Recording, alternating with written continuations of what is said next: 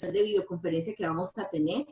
En algún momento yo voy a pedir que alguno o alguna participe para que el que quiera con libertad lo pueda realizar.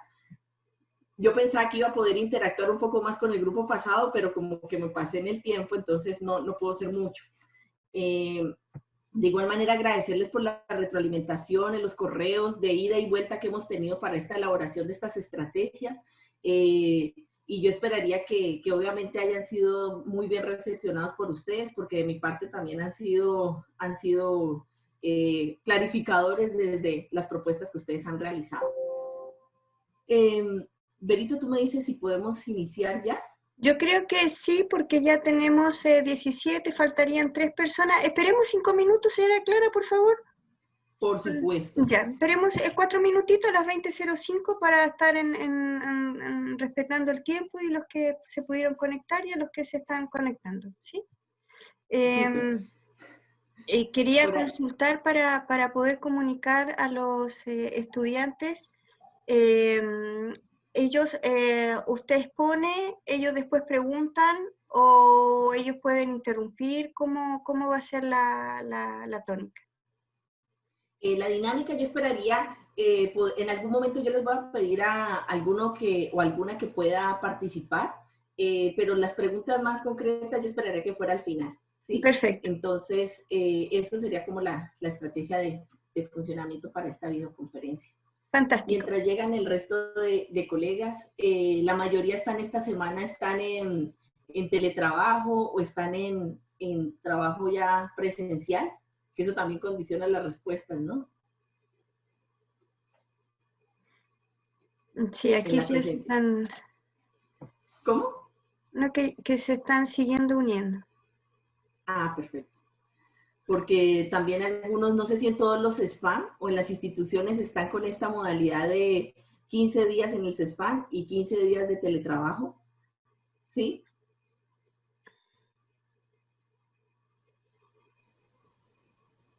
En Frutillar estamos trabajando 7 días, 5 días presencial y la próxima semana 5 días de teletrabajo. Ah, perfecto, perfecto. Aquí hay algunos SPAN que han estado 15, Carmela Carvajal, tuve conocimiento que sí está, no sé si se mantenga hasta el momento, 15 presencial y 15 de teletrabajo. En el resto, ¿cómo están? Algunos químicos me decían que están 2 veces a la semana yendo a las instituciones. Las realidades como que son bien distintas en cada una de las comunas y yo no sé en las zonas lejanas cómo está. Daniela, ustedes allá cómo están con casos y la forma de trabajo. Nosotros estamos con 0 casos aún y yo volví a trabajar a partir de este mes porque se fue la colega que estaba como de apoyo COVID. Estaba trabajando 3 veces por conciliación a la semana porque tengo una niña chica y ahora volví 5 días a la semana y es mucho. Yo me imagino. Ahí también, bueno, me faltan 2 minutos. Mientras se vinculan el resto, también tener en cuenta que se está flexibilizando varias cosas dentro del diplomado, teniendo en cuenta todo lo que es la actividad que ustedes están teniendo en los spam, ¿sí? Para que ustedes lo tengan en cuenta y que también esa es una recomendación o una actividad que yo les pediría que ustedes nos pudieran comentar cuando tienen dificultades, si algunos se han contactado con las tutoras o conmigo diciendo, mire, en realidad esta semana ha sido mayor no puedo responder a los trabajos, entonces que nos informen a tiempo para evitar, obviamente, para hacer las actividades en la plataforma, porque esta forma de trabajo lo que nos hace es habilitar o no habilitar las plataformas, pero que nos informen a tiempo para esas medidas, tratando de que ustedes puedan cumplir los resultados o los productos que se están pidiendo por cada una de las unidades. Sí, acá me permito hablar, Clarita, en el sentido de que recibí justamente hoy día un correo de un alumno diciendo la posibilidad que si se podría colocar en tabla o que lo que tienen que presentar, me parece, mañana. Estaban como medios colapsados en su lugar de trabajo para si se pudieran, hasta el fin de semana me estaba solicitando. Sí, por mí perdón, yo interrumpí, Berito. No, eso que eso solicitó el alumno que estaba colapsado en su trabajo, entonces que realmente él no iba a poder terminar los plazos que se solicitaban, entonces que si se podían ampliar hasta el fin de semana las últimas entregas. Sí, por mí no hay ningún problema. Yo creo que todos andamos en modo de colapso, entonces si ustedes postergan la fecha, también puedo tener yo más horas para darles respuesta a ustedes. Entonces, no, por mí no hay ningún inconveniente. La única preocupación es, como ustedes ya inician el próximo módulo mañana, entonces para que no se vayan flexibilizando tanto y que no se les vaya acumulando los trabajos. Yo expreso disculpas, apenas me vine a dar cuenta que tenía apagada la cámara. Como ingresé a la sesión, apenas vine a darme cuenta que mi cámara, estuve hablando todo el rato sin mostrar. Yo pidiéndoles que prendieran su cámara y yo fui la primera que lo incumplí. Yo creo que ya, iniciamos. sí, ya Clarita, podemos comenzar. Entonces, recordando por favor tener silenciados sus micrófonos. Y como dijo la señora Clara, que cuando ella termine, entonces se hace un foco de conversación. Así que bienvenidos a esta clase sincrónica y que la aprovechen. Muchas gracias. Ok. En esta presentación que voy a permitirme compartir, quisiera que nosotros pudiéramos abordar tres aspectos o tres ítems que traté de integrar lo que se vio en las 10 sesiones que trabajamos, ¿sí? Y por eso se llamó corresponsabilidades en promoción de la salud y prevención de la enfermedad. ¿Cuáles son los ítems que yo espero que trabajemos en estos minutos que tenemos hoy? El concepto de salud, pero desde una perspectiva analítica. El segundo, ¿qué es la promoción de la salud como empoderante o emancipadora? Y la tercera, lo que son las corresponsabilidades. En el concepto de salud, yo quisiera que con esto fuimos criados y con esto nos mantenemos todos desde nuestra formación profesional. El concepto de salud dado por la OMS desde el 48 planteó esto. Salud es el estado completo de bienestar físico, mental y social, y no solamente la ausencia de afecciones o enfermedades, ¿sí? Con este concepto de salud, nosotros, todos los que estamos aquí, tenemos que levantarnos todos los días desde nuestro ejercicio profesional a decir, bueno, yo como químico, yo como médico, yo como psicólogo, como enfermera, tengo que poner a disposición mi profesión para lograr esto. Y yo les invito a que alguno de ustedes o alguna de ustedes me comente esa definición del OMS, qué dificultades ha tenido como profesional de la salud en este sistema de salud chileno y en la atención primaria. ¿Lo cumplimos, no lo cumplimos, se le facilita? Con que participe uno, yo estoy tranquila. Si no, pues avance. Parece que todos hemos estado con satisfacción 100% y nos da respuesta esta definición a nuestro ejercicio profesional en la atención de salud.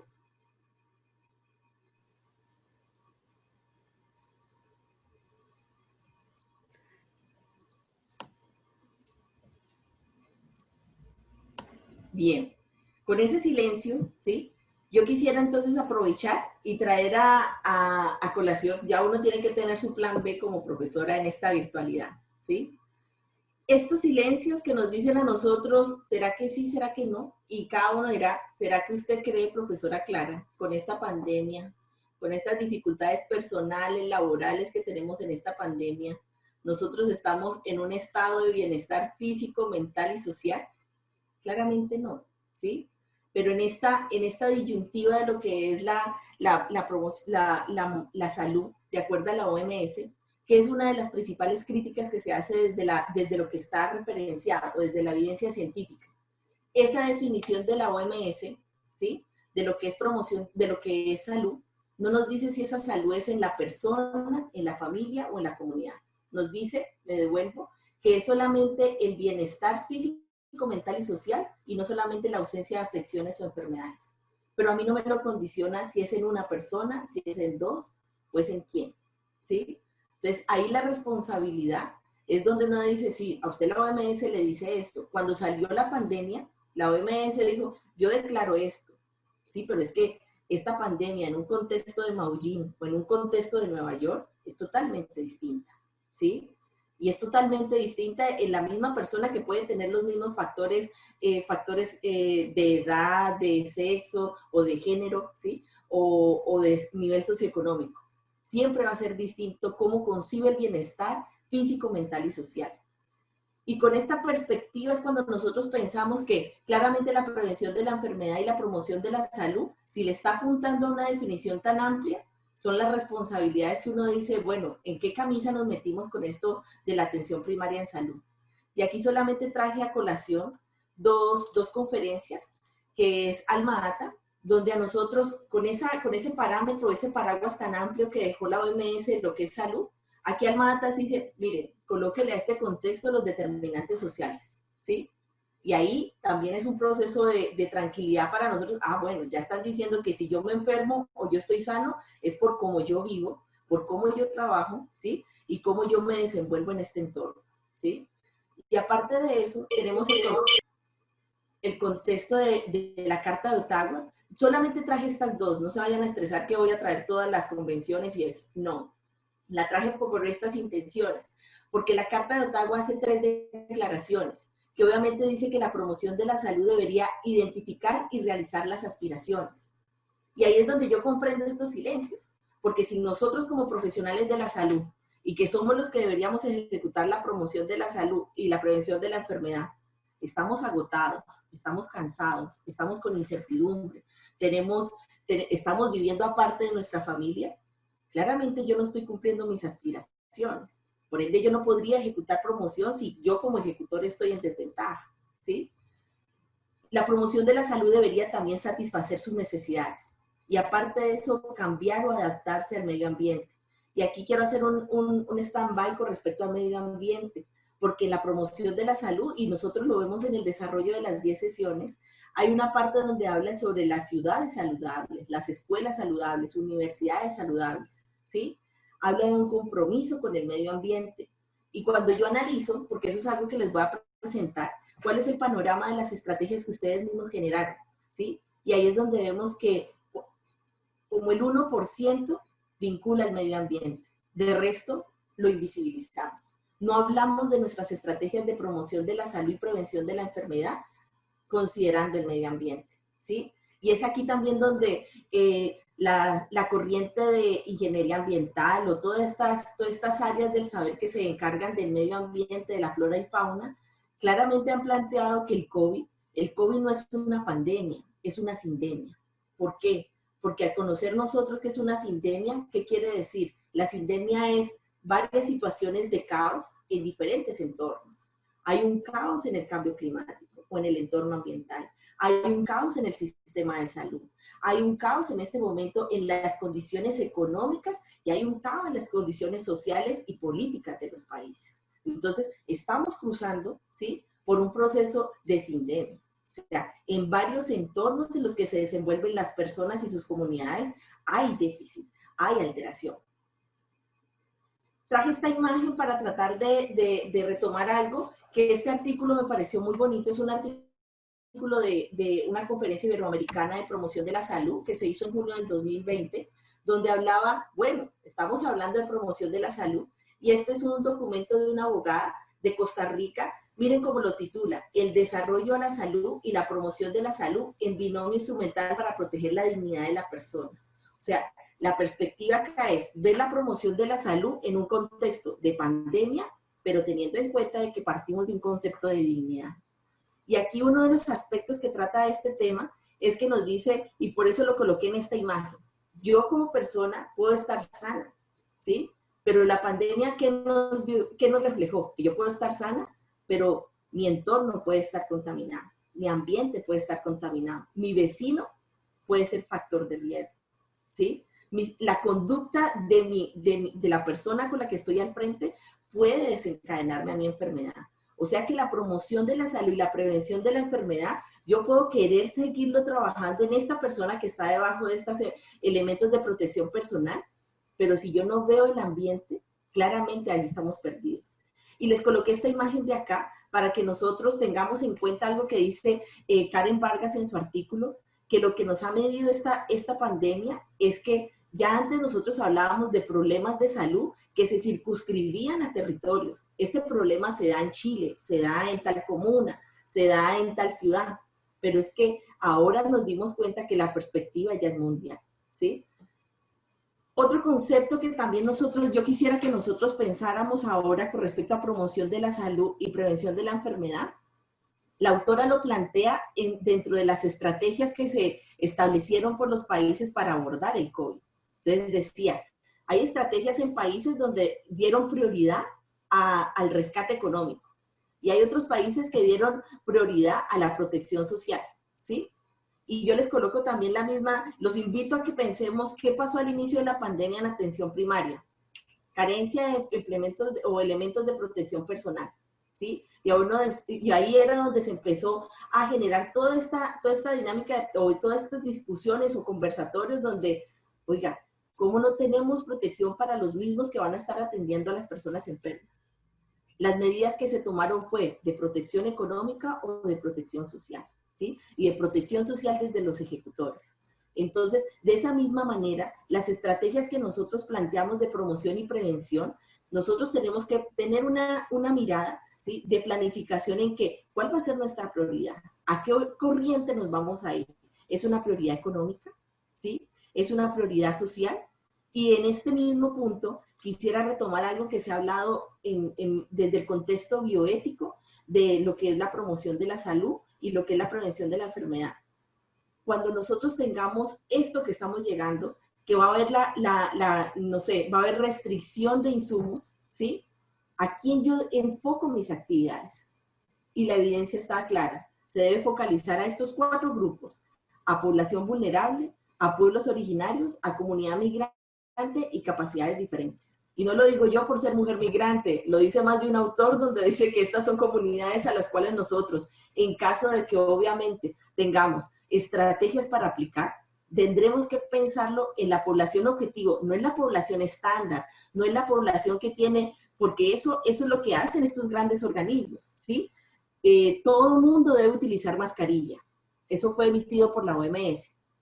Pero ¿será que todo el mundo tiene la capacidad de conseguir esas mascarillas? ¿Será que las mascarillas que ustedes están viendo en el día a día mientras se mueven en sus spam cumplen los estándares esperados? ¿Sí?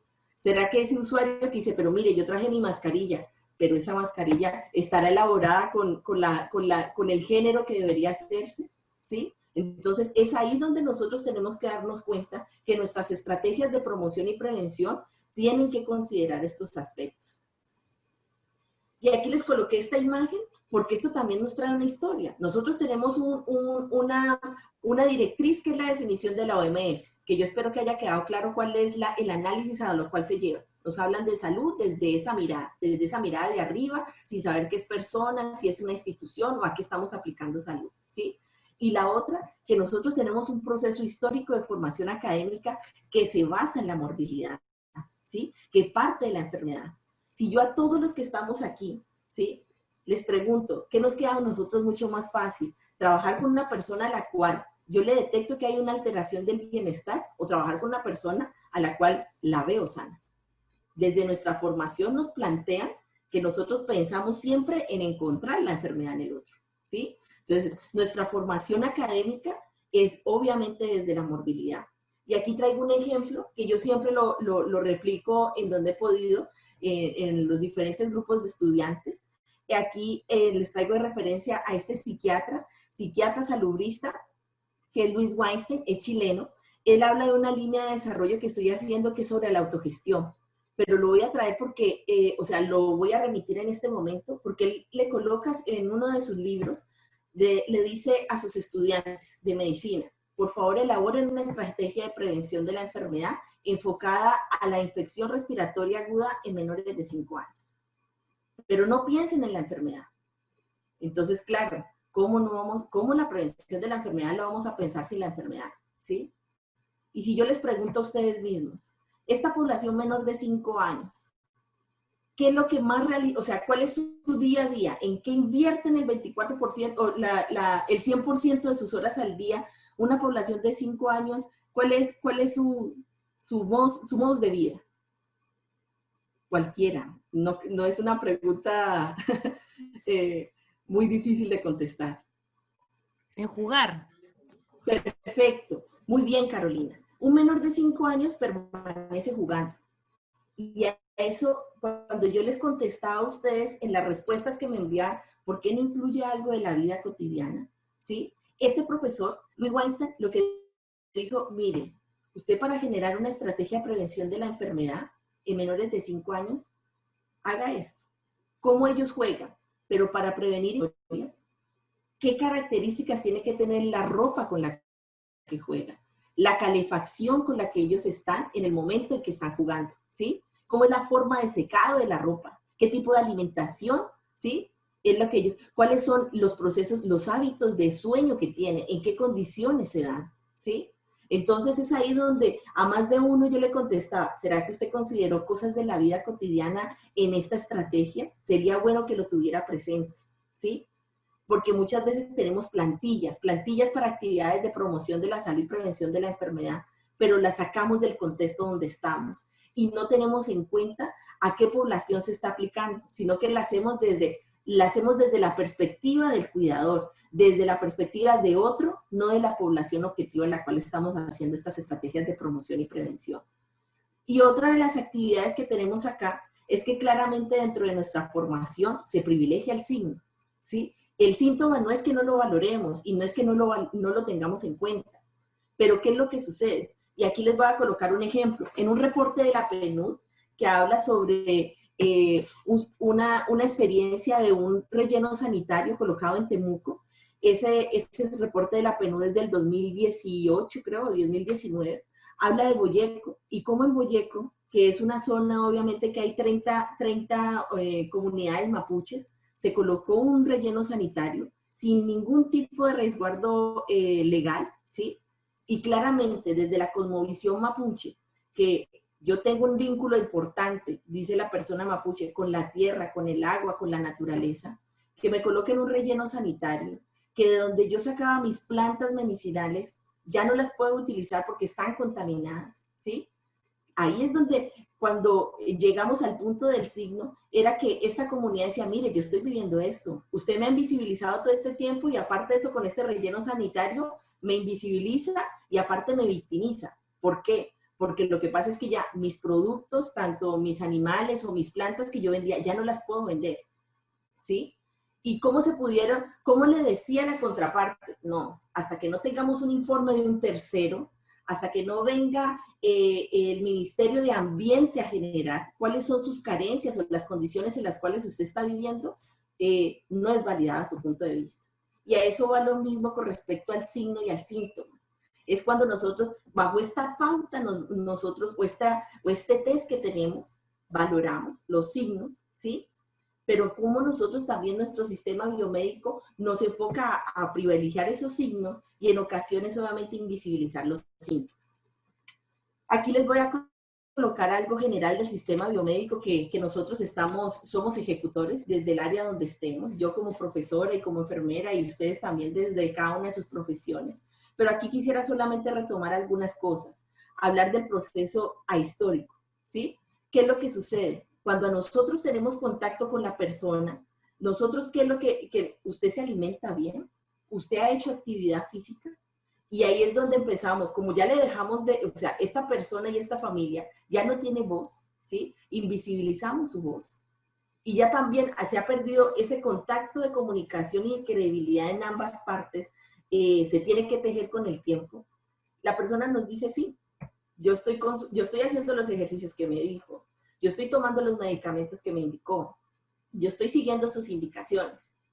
Pero es aquí donde nosotros también tenemos que tener en cuenta que hay estrategias para nosotros vincular y poder conocer esos procesos históricos. Yo a alguno de ustedes les decía, hay una experiencia de hacer actividad física en gestantes.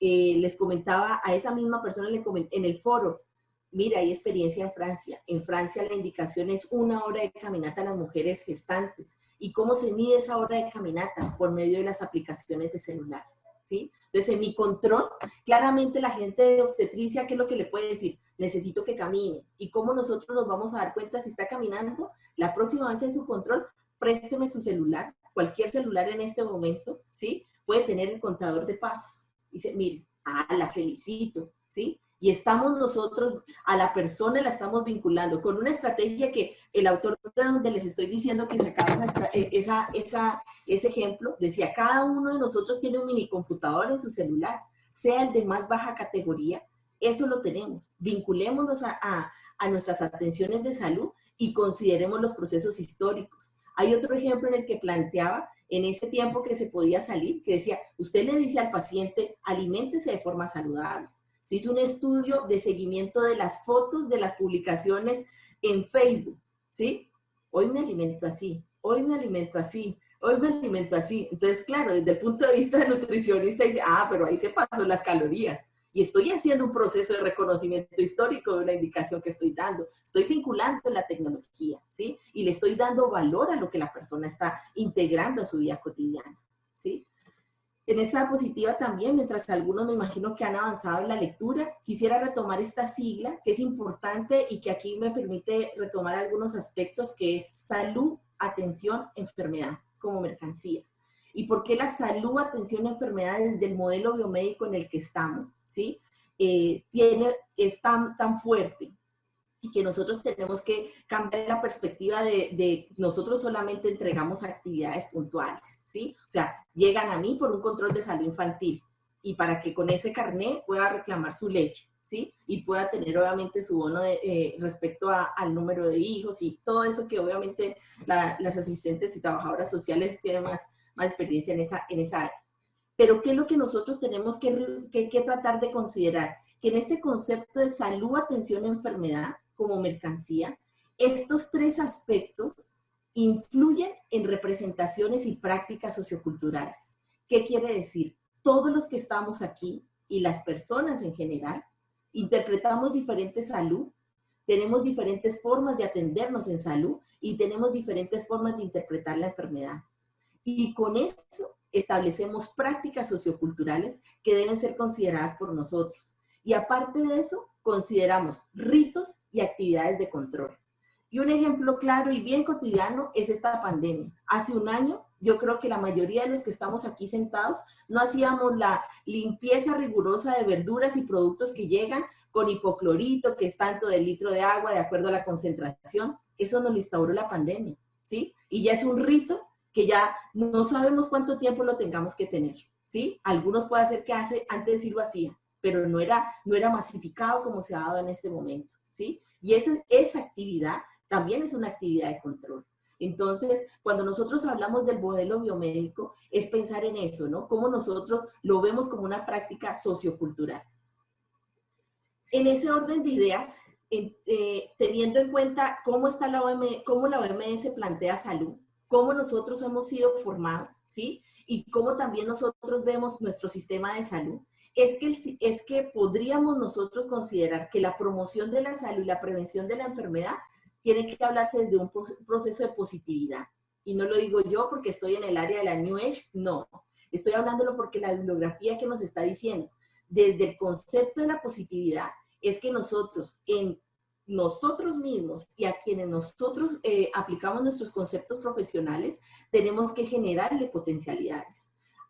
Ahí es donde nosotros, al generar potencialidades, es que reconocemos que el otro tiene poder, ¿sí? Y por ende, él es el agente de las acciones de salud, ¿sí? El doctor Hugo Spinelli, que él es profesor del doctorado de salud colectiva de la Universidad de Lanús, decía en una conferencia cuando nos la dio, dijo, mire, nosotros como profesionales de salud podemos jurar que todas nuestras intervenciones están bien hechas, pero el sitio donde nosotros podemos decir que en realidad se ejecuta la salud es en la casa. Los profesionales médicos podemos dar, decía él porque él es pediatra, podemos dar indicaciones médicas y farmacológicas de este es el medicamento, pero quien toma la decisión de qué medicamento se toma en la casa, generalmente es la mujer, la mamá, y dice, esto no se lo toma, esto no le sirve, ¿sí? Entonces, si nosotros invisibilizamos esa posibilidad que el otro está ejerciendo su poder y que es el agente de salud, de nada nos sirve el desgaste y la inversión de tiempo e intelectual que hacemos en todas las actividades de promoción y prevención. Con respecto a esto, el segundo ítem es pensar acerca de si la promoción en salud es empoderante o emancipadora. Y aquí yo quiero enlazarlo con la primera videoclase, donde yo les decía que yo tenía un conflicto en pensar que la OMS definía la promoción de la salud como que empoderaba a la persona, ¿sí? Y esta es mi explicación más detallada. Y aquí lo baso en este documento que es de este año, ¿sí? En una convención iberoamericana en promoción de la salud, donde plantean cómo la perspectiva de la promoción de la salud desde el concepto empoderante y emancipadora. Si la promoción de la salud la vemos desde la prisma empoderante, la enfermedad es el enfoque. Desde el punto de vista emancipadora, es uno de los resultados, ¿sí? Desde esta perspectiva empoderante, la prioridad es la enfermedad. Así yo hablé de promoción de la salud, estoy pensando en que por favor se mantengan sanos para que no lleguen a caer a la enfermedad, ¿sí? Mientras tanto, desde el punto de vista emancipadora, es la integridad de los sujetos.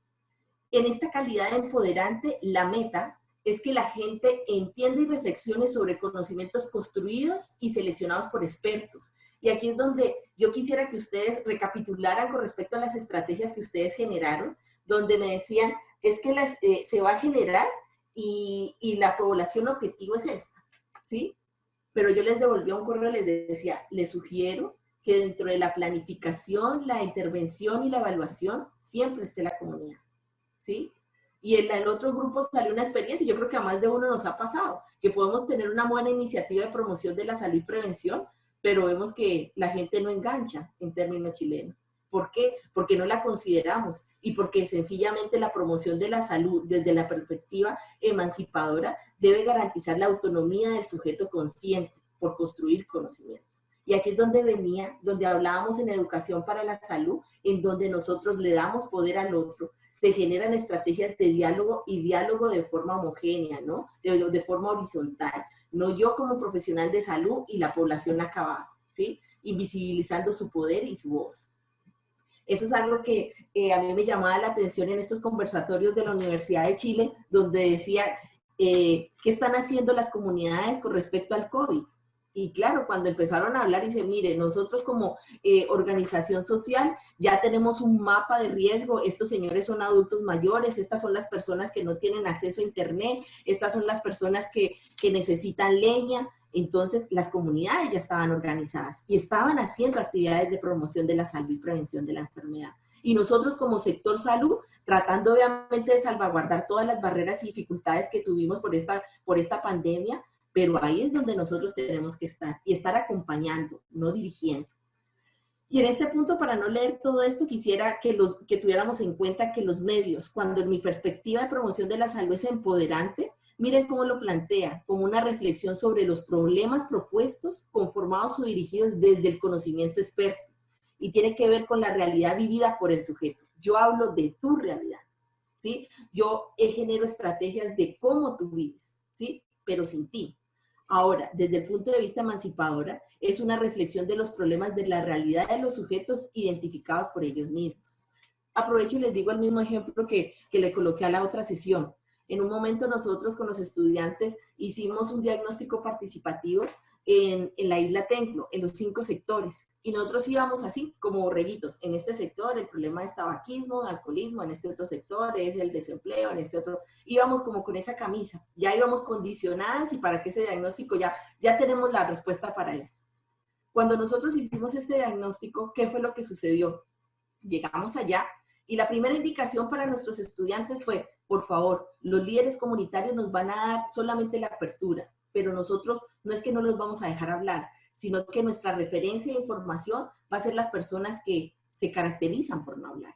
Entonces, los estudiantes tenían tareas de ir a hablar con el señor del negocio, ¿sí? Ir a hablar con la señora que cuando llega el profesional de salud te tira a la puerta y no cree ya en nosotros, ¿sí? El inasistente, el que ya obviamente varias veces le hemos dicho no lo puedo atender y ya dijo no, ya no pude porque por todo lo que las dificultades que tenemos.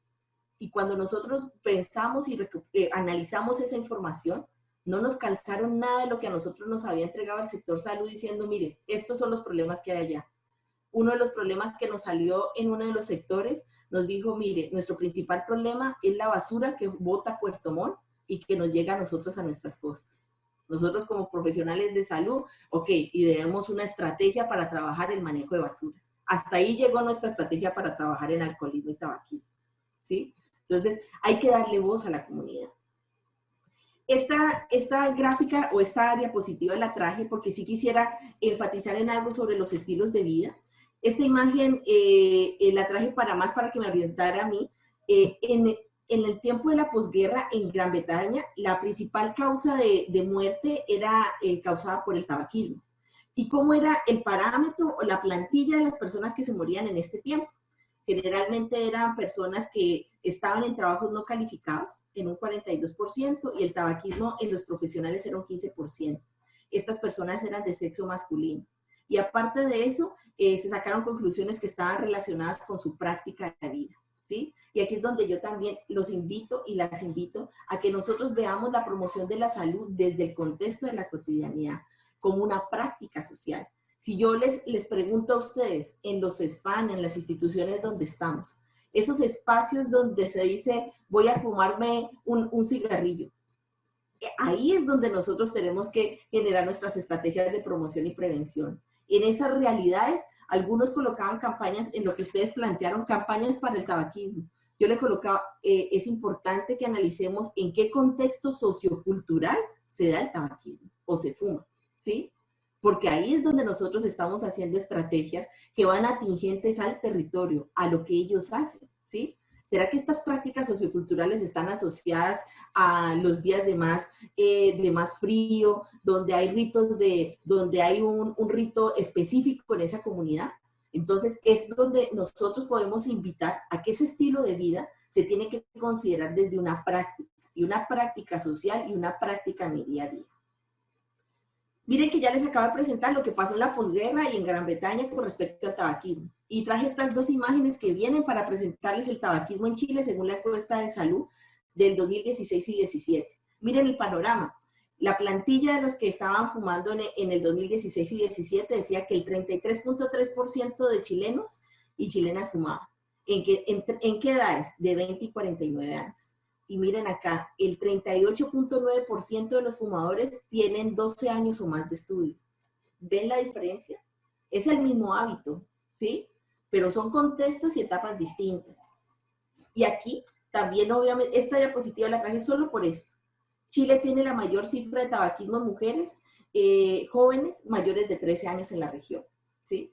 Entonces, ¿para qué me sirve estas dos secuencias de datos en la posguerra en Gran Bretaña y en Chile acá, en el 2016 y 17?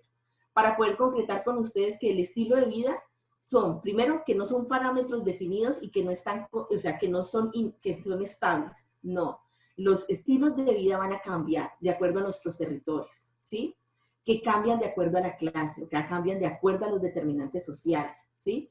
Y que esto se transforma. Por ende, este estilo de vida que yo espero trabajar como profesional de salud en un comportamiento individual, lo tengo que enmarcar en unos criterios que permitan hacer una formulación de estas estrategias a partir de conjuntos sociales, no exclusivamente de los sujetos, ¿sí? Porque, ¿qué es lo que sucede? Como son prácticas socioculturales, recuerden, la salud, la atención y la enfermedad son prácticas socioculturales y claramente mis conductas de riesgo, no tanto mis factores de riesgo, sino mis conductas de riesgo, se desarrollan en contextos comunitarios y sociales. Claramente mi estilo de vida debo pensarlo en ese constructo, ¿sí? Traje esta imagen para que tengamos en cuenta algo que también a nosotros, algunos, de acuerdo a la estrategia que plantearon, traté de hacérsela visible.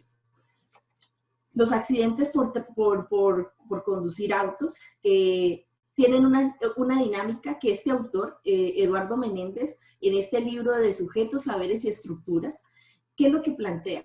Miren que dice, y ustedes todos lo sabemos, es diferente el automóvil que venden en Chile al automóvil que venden en Europa. Puede ser el mismo modelo, pero lo más seguro es que tenga una diferencia. Los frenos son diferentes, los airbags son diferentes, los cinturones de seguridad se abrochan distinto, ¿sí? ¿Y eso qué quiere decir? Que las causas de muerte, las causas de enfermedad, no solamente dependen por recursos técnicos, sino que también por condiciones económicas. Y por ende, nosotros podemos pensar que el riesgo no solamente está asociado por mi conducta de riesgo, ni por mi factor de riesgo, sino también por mi opción de compra, ¿sí? Y aquí es donde nosotros, yo ya veo que la profesora Verónica está viendo el celular, entonces creo que estamos casi, ya voy a terminar. En este orden pasa lo mismo con las tabaqueras. Ustedes saben, y todos en este momento somos conscientes, que claramente el consumo de cigarrillo está asociado a unos procesos económicos, políticos, culturales e ideológicos de esta empresa, con el pago de impuestos, con las actividades que realiza. Y en esta secuencia es donde nosotros tenemos que pensar que la prevención de la enfermedad y nosotros como ejecutores de salud tenemos que tener en cuenta que estas plantillas que se nos generan a nivel mundial, nacional, en algunas ocasiones se focalizan en culpabilizar al sujeto, ¿sí? Por eso es que culpabilizan a la víctima, ¿sí? ¿Por qué? Porque nosotros evitamos lo que hablábamos en algún momento en la sesión de comunicación para la salud, cuando hablábamos del poder económico que se tiene, qué yo puedo comunicar, qué no comunico de acuerdo a los intereses económicos, ¿sí? ¿Qué pasa con las farmacéuticas? ¿Qué pasa con la medicalización de aspectos biológicos? Alguno de ustedes o alguna de ustedes colocó una estrategia de trabajar en el climaterio, actividad física creo en el climaterio, solamente para sentar la duda en la persona y para que reflexionara un poco. Yo le devolví la pregunta y le dije, ¿esta actividad es de promoción de la salud o prevención de la enfermedad? Porque el climaterio es un proceso biológico. Entonces, si yo tengo un contexto y si yo tengo una perspectiva desde el punto de vista, no es que tenemos que utilizar medicamentos para todos estos signos y síntomas que se presentan, mi perspectiva es de prevención de la enfermedad. Pero si yo tengo un contexto que es el climaterio, lo puedo ver desde un proceso biológico, ¿sí? Y que ese proceso biológico se tiene que integrar a una rutina, a una cotidianidad de esa persona, claramente lo estoy viendo desde la perspectiva de la promoción de la salud. Aquí ya para ir cerrando, ¿cómo estamos en la promoción de la salud y en la prevención de la enfermedad? Y esto fue los resultados de las estrategias. Yo leí 51 estrategias de promoción y prevención emitidas por ustedes. Podrían haber sido más porque algunos estaban ideando más estrategias. Entonces me tocó, discúlpeme, usted me plantea esta en la estrategia 1, ¿con cuál se va a quedar? Entonces aquí hice el reporte de 51 estrategias. Y miren lo que les decía de nuestra formación académica. El 67% pensó en la enfermedad. Miren, en promoción, solo el 27%, ¿sí? Y este 27%, la mayoría de ellos lo focalizaba a ferias de la salud.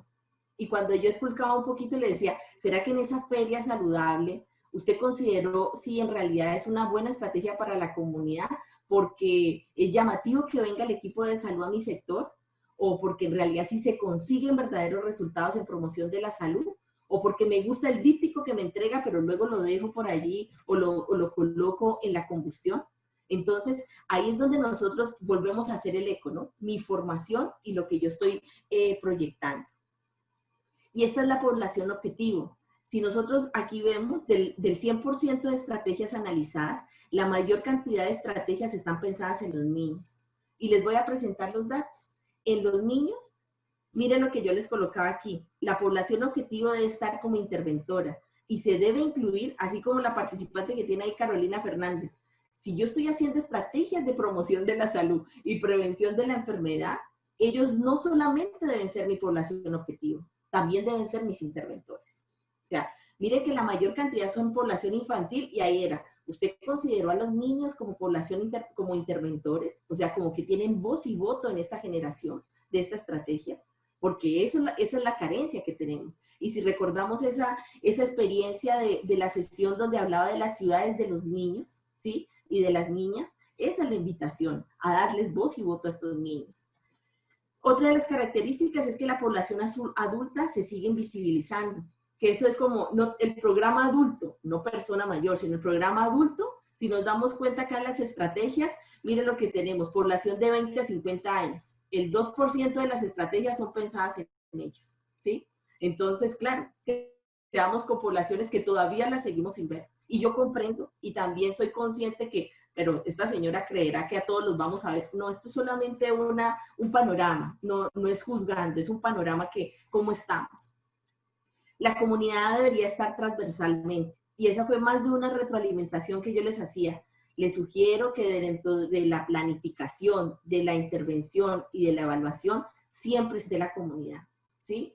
Porque si no generamos la estrategia desde nosotros, pero invisibilizamos a los mismos, a las personas a quienes estamos supuestamente trabajando con ellos, ¿sí?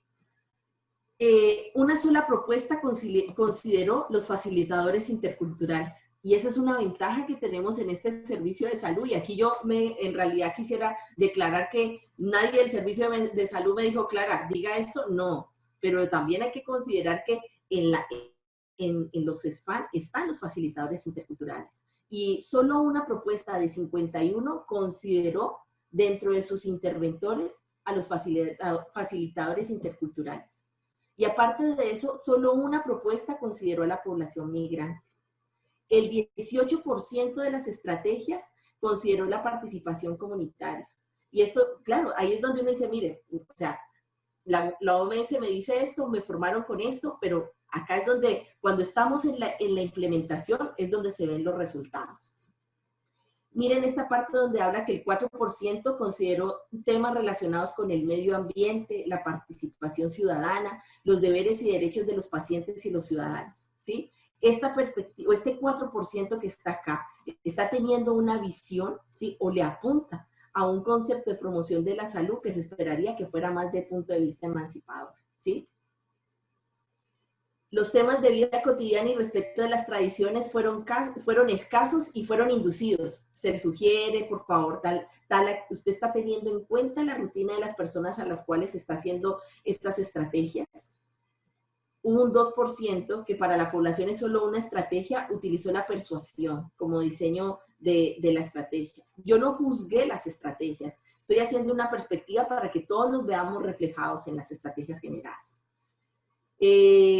Aquí también, dentro de las habilidades o capacidades o habilidades o ventajas que tienen algunos territorios en los cuales estamos trabajando, es que tienen medios de comunicación autogestionados, ¿sí? Y que son realizados por ellos mismos. Y solo una estrategia incluyó desde el hito número 1, desde la planificación, el considerar a la radio de los medios de comunicación que están en estos territorios. Y otra cosa, identificamos los activos de salud en nuestros territorios, y ahí quisiera preguntarles a ustedes, dentro de este ejercicio, ¿se identificaron los activos en salud? ¿Queda claro ese componente o ese término o a qué nos referimos como un activo de salud?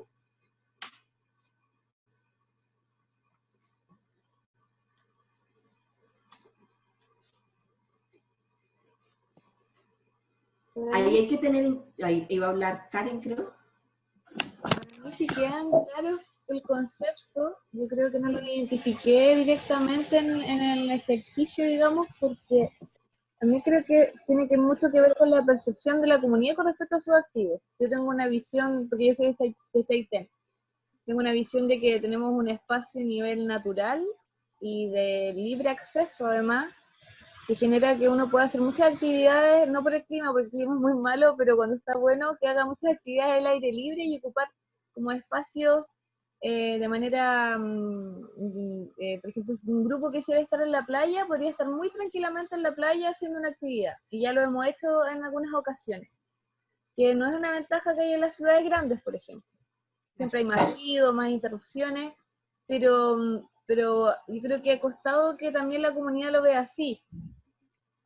Caminan poco, por ejemplo, caminan súper poco, los que tienen auto hasta por 2 cuadras andan en auto, es súper, entonces claro, desde la perspectiva de cómo identificarlo, pensaba sacarlo, digamos, de estos conversatorios hechos con las mujeres, que ellas identificaran eso, más que plantearlo así directamente.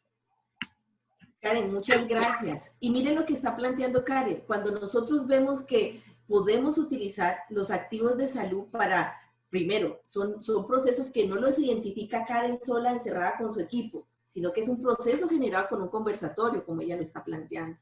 Y cuando la comunidad identifica que estos activos de salud, tenemos estos espacios, tenemos, en verano los días son bonitos, tenemos la playa, ¿sí? Claramente las personas van generando sentido de pertenencia y van también teniendo en cuenta de lo que es nosotros poder mejorar nuestro bienestar, incluyendo el medio ambiente, ¿sí? Y ahí es donde nosotros cuando hablábamos de ciudades saludables, veíamos cómo esta estrategia de los mapas de activos de salud cobran importancia. Y ahora que alguna ventaja que trajo el COVID es que la georreferenciación se vio, o sea, ahora todos los CESFAN están georreferenciando. Yo creo que más de uno está encargado de georreferenciación en sus instituciones. Lo mismo puede pasar desde el contexto de promoción de la salud. O sea, empezar a georreferenciar los activos en conjunto, ¿no? En conjunto con la comunidad, no nosotros como equipos encerrados. Ya con esto ya estoy terminando. Entonces, después de toda esta ruta que hemos recorrido, cuando nosotros hablamos que hay una corresponsabilidad en promoción y prevención en la persona, ¿por qué hablamos que en promoción y prevención debe haber una corresponsabilidad? Porque a la persona que estoy viendo, ¿sí? A la persona a la cual estoy prestando mis servicios profesionales, ella es corresponsable de su condición de salud o su condición de enfermedad.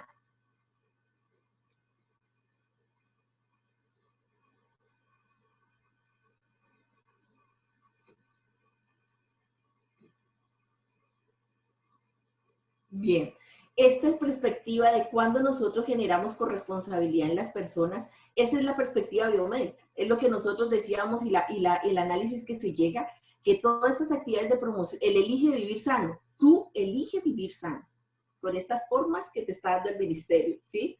Pero no sabemos si todas esas formas tú tienes posibilidad económica, social, física, mental, lo conoces para lograr ese elige vivir sano. En realidad tú eliges o seleccionas lo que puedes en tu forma de vida para vivir sano, que es distinto. ¿Será que yo elijo? Cuando yo elijo, yo digo, bueno, estamos en las mismas condiciones todos y esto es lo que así yo quiero vivir. O yo selecciono el cigarrillo que me acomoda a mi bolsillo por mi capacidad adquisitiva, ¿sí? Selecciono el deporte que aplico, ¿sí? O lo que puedo hacer como actividad física. Entonces, ahí está la corresponsabilidad. La corresponsabilidad desde el punto de vista de persona es lo que bien tenemos pauteado, ¿sí? Pero cuando yo les digo a ustedes, ¿cómo es la corresponsabilidad con la familia y comunidad en promoción de la salud y prevención de la enfermedad? Es cuando nosotros, en estos espacios abiertos que tenemos, cuando nosotros generamos y le damos voz a la comunidad, ¿sí? Cuando nosotros consideramos la realidad de esa familia, cuando nosotros consideramos que claramente, como se hablaba, los mapas de activos, cuando consideramos es que esta ciudad no es un entorno saludable, es que en esta ciudad hay sufrimiento ambiental. Y aquí pasa algo, lo que más de una recomendación se ha dado durante todo este tiempo de pandemia. Estamos en pandemia, se solicita que por favor toda la extracción de productos naturales, flora, fauna, que cese eso, porque claro, las comunidades están encerradas en sus casas. O sea que la defensa del medio ambiente está en este momento a la deriva de los que tienen posibilidad de seguir haciendo extracciones. Y esa es una corresponsabilidad de promoción y prevención. Y por último, ¿cuál es la corresponsabilidad de nosotros como equipo de salud? Y la corresponsabilidad está dada en nosotros desde todas estas actividades que yo creo que el MAIS las coloca. O sea, el MAIS dice, en los equipos de salud y para trabajar en atención primaria se debe velar por actividades de autocuidado del mismo equipo, ¿sí? Y yo creo que en este momento sería ilógico decir, pero oigan, colegas, ¿cómo que no se está haciendo promoción? ¿Cómo no se está haciendo prevención? Pero es lo que estábamos hablando al inicio de la videoconferencia, ¿sí? O sea, estamos con varias presiones al tiempo, no tengo elementos de protección personal, no tengo garantía que con el que estoy hablando, con el que estoy tratando de generar una comunicación horizontal, se esté protegiendo bien y por ende me esté protegiendo a mí, ¿sí? Tengo incertidumbres, estoy viviendo en otra casa diferente a mi familia para protegerla. Entonces, esa corresponsabilidad está en cómo yo vivo, en dónde yo vivo y cómo nosotros como profesionales de salud, dentro de nuestra beneficio o bienestar, podemos también generar bienestar en el otro. Entonces, ese es el término general de ver cómo proyectamos las corresponsabilidades en estos 3 ejes de acción, en la persona, en la familia, comunidad y también obviamente en equipo de salud. Eso era lo que traía para presentarles. Ya estaba viendo la mirada inquisitiva de la profesora Verónica. Preguntas, dudas. Abrimos el foro, por favor, de participación.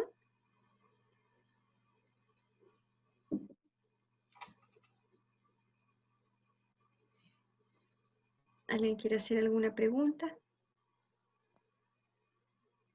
Bueno, mientras tanto, como han estado tan callados durante la sesión, yo quisiera, o sea, la intención de la videoconferencia fue tratar de integrar los conceptos que claramente fueron entregados en las 10 sesiones, la estrategia que ustedes generaron, ¿sí? Que ustedes vieran la utilidad de poder vernos el antes, el durante, si se espera que el después, ¿sí?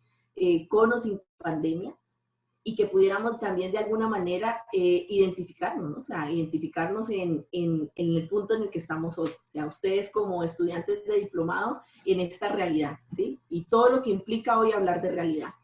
Entonces, esa fue la intención. Yo esperaría que se haya cumplido, o sea, que haya sido un aporte las 10 sesiones, que yo creo que, bueno, yo lo comentaba en la otra sesión, ustedes van a valorar el módulo, pero se trató de poder, lástima que la metodología de Wiki nos haya sacado más de uno canas verdes, ¿sí? Sí, porque yo creo que el Wiki, en mi vida volvería a ser un Wiki, no mentiras, había trabajado en otros Wikis, pero este en realidad fue para más de uno, y los comprendo, los entiendo, he tratado de dar respuesta a todas las consultas que se me han hecho. O sea, antes de entrar a la videoconferencia, tengo solamente un correo de uno de ustedes, pero yo esperaría que haya suplido sus expectativas. En estos 4 minutos que me restan, yo quisiera ya cambiarme la camiseta y colocarme la camiseta de coordinadora del diplomado, pero no sé si antes de eso alguna pregunta, porque voy a hablar de un término general del diplomado. ¿No? Bien. Yo tengo una consulta, pero... ¿Hola? Ignacio. ¿Hola? Sí, Sí, se escucha muy pero... lejos por si acaso, o yo no te escucho muy bien. Ay, no sé, espérame.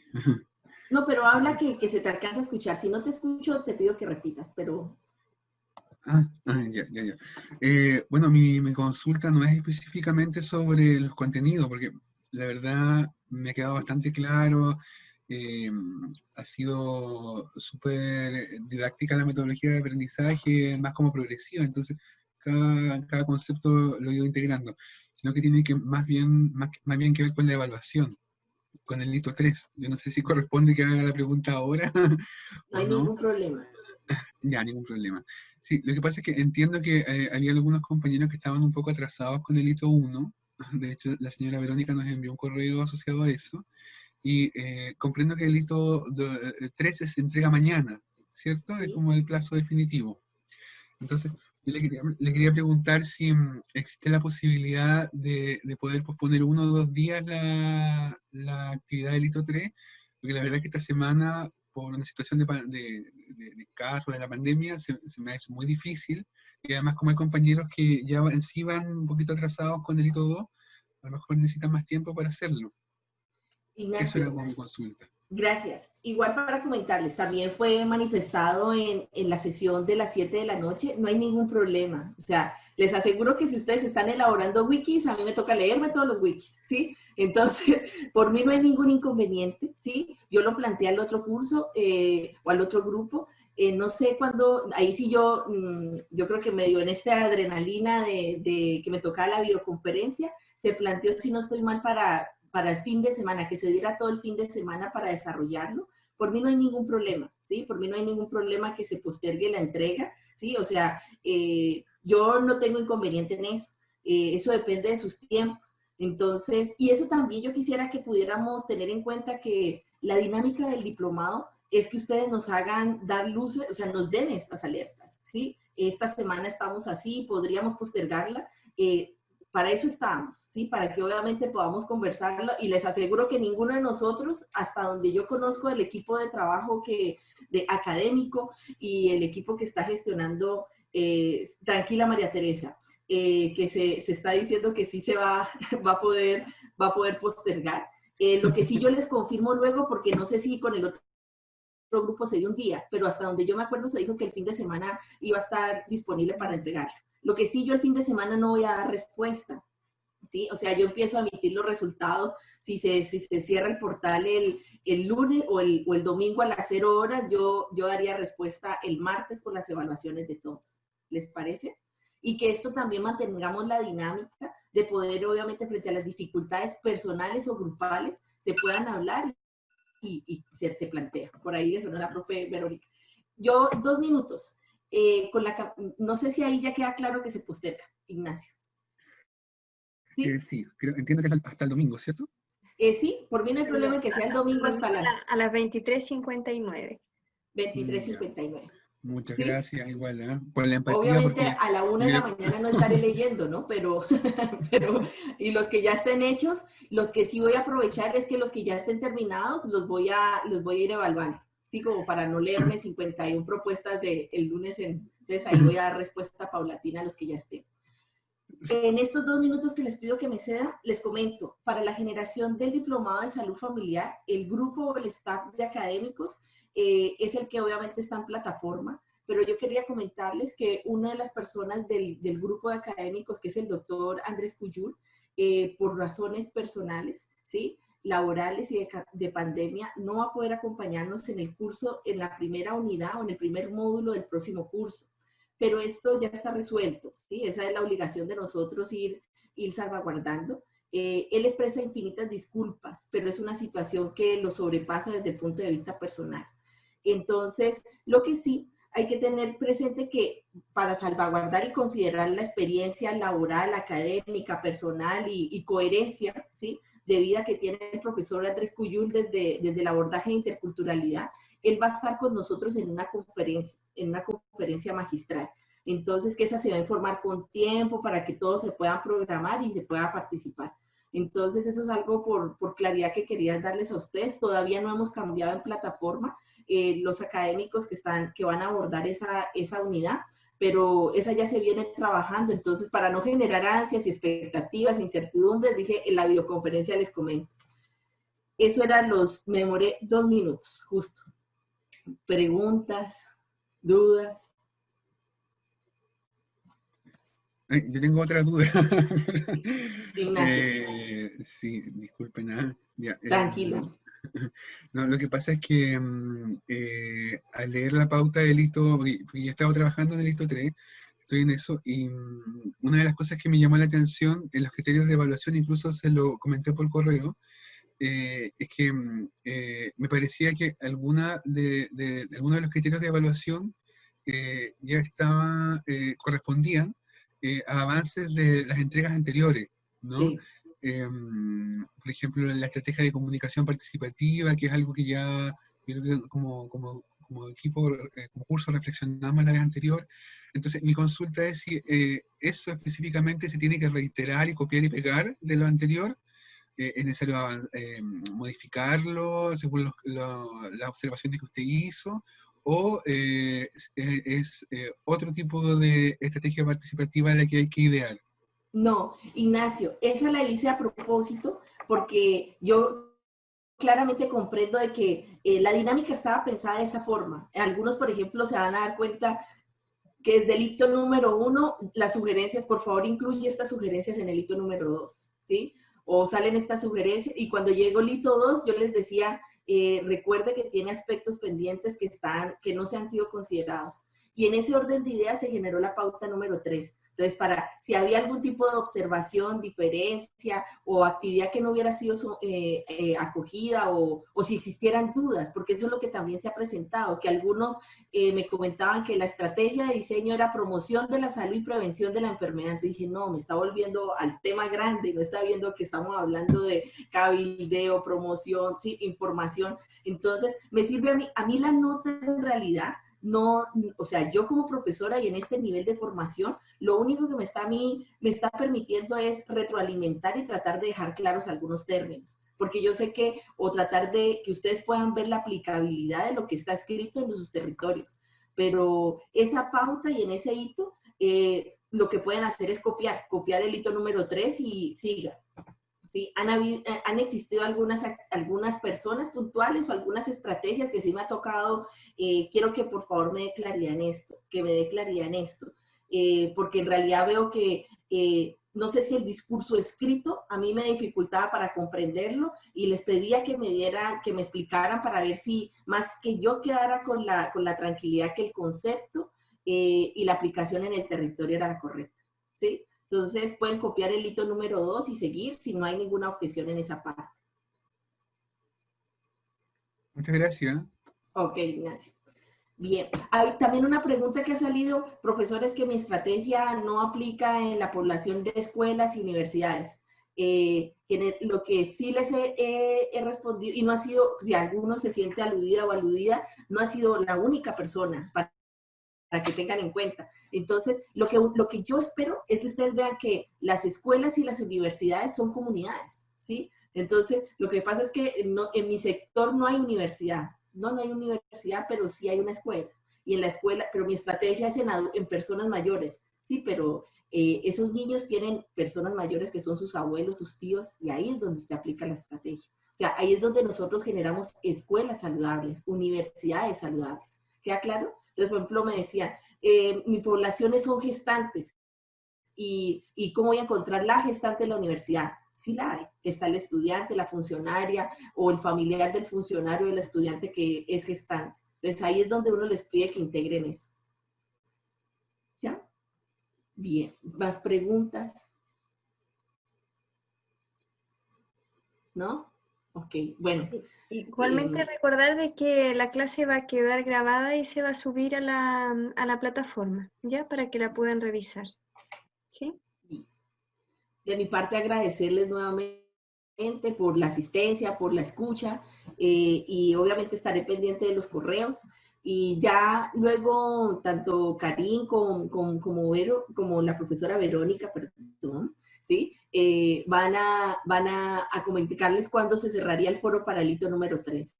Eso. Y siempre manifestándoles a ustedes que si la persona o alguno de ustedes tiene alguna eventualidad puntual, por favor no lo haga saber para no, cerraron el foro, me quedé sin esta nota. No, o sea, planteen lo que para eso estamos, para poderlo hablar y dar facilidades en ese aspecto. ¿Sí? Bien. Okay. De mi parte, muchas gracias a todos, que estén muy bien, que se cuiden ustedes y cuiden a las familias. Y no, tranquilidad y bienestar para todos estos tiempos que estamos afrontando y ustedes están afrontando más directamente. Bien, gracias profesora Clara por dar su presentación. Gracias también a los alumnos por estar presentes. Y nos veremos en una próxima reunión sincrónica. Y éxito en su hito 3 y ahora que va a empezar el módulo 3. Así que sigamos con ánimo, no perdamos el ánimo, chicos. Ahí estoy yo, ahí diciéndoles, vamos, vamos, vamos. Sí. No me van a querer y no duden que en realidad... pero no importa. No duden que el equipo está tratando de considerar todas las dinámicas en las cuales ustedes están. ¿Sí? Estimado, buenas noches.